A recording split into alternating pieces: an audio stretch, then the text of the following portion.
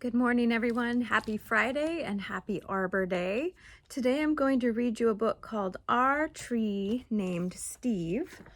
Alan Zweibel is the author and David Cotreau is the illustrator. And I always try and read through a book before I read it to you guys, just in case there's some words I have a hard time pronouncing, I can practice. Or maybe there's a word that I don't know what it means. I can look it up really quick so I can tell you guys what it means. This one surprised me. It's kind of sad at the end, so that was surprising to me. I hope you guys like it. Our Tree Named Steve.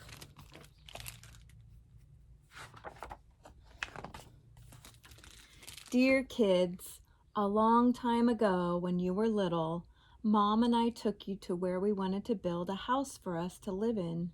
But in order to build there, men had to come and clear the land. I remember there was one tree, however, that the three of you couldn't stop staring at. Adam thought it was crying. Lindsay said it looked nervous. And Sari, who was only 2 years old, couldn't pronounce the word tree and called it Steve. So that's how it got its name. I love you, Steve, she kept saying. And then Adam and Lindsay started saying it too. And before too long, Mom and I got the hint and asked the builders to please save Steve. The day we moved in, Steve was there to greet us. He quickly worked his way into your lives as a swing holder,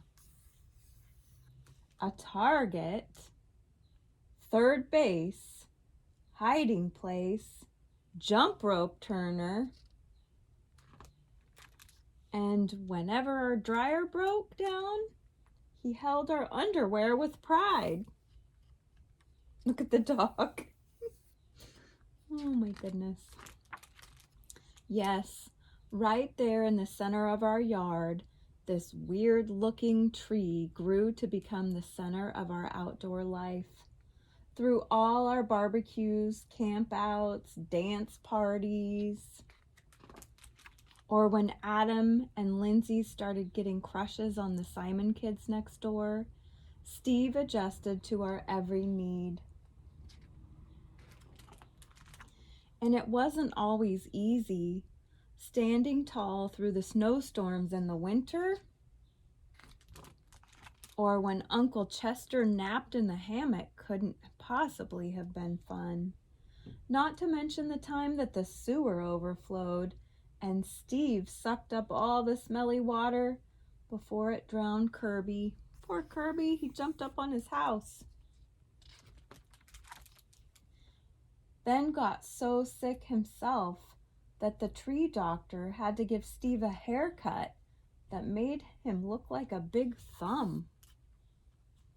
He had to cut all these branches off.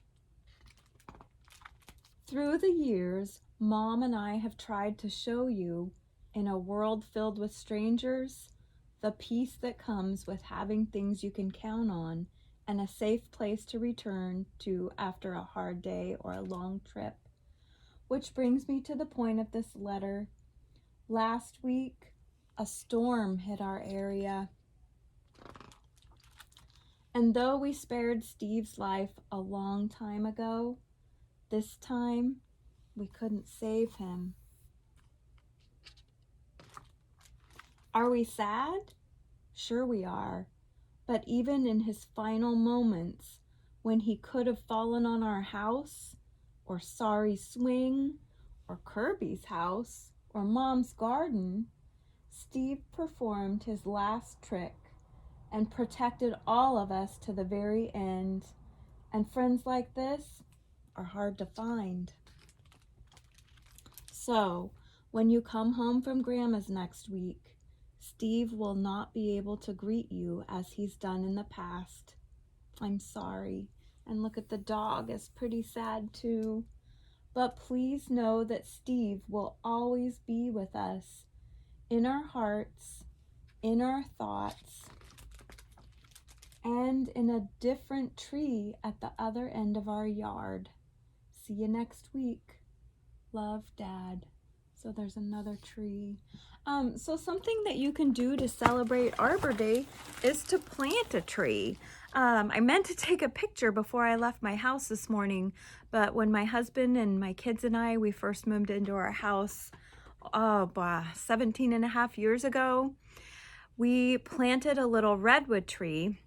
Usually when you went to the parades, whether it be the Labor Day parade or a Christmas parade, some people would hand out tiny little redwood trees, the forestry people. And so we planted one of those, and now it is so tall. I really wanted to get a picture of it to show you guys that you can plant a tree and make a difference. So hopefully on this Arbor Day, you can plant a tree, and it's really good for our environment.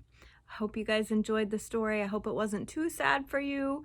I hope you have a great Friday, a great weekend, and I'll see you back here on Monday. Bye, guys.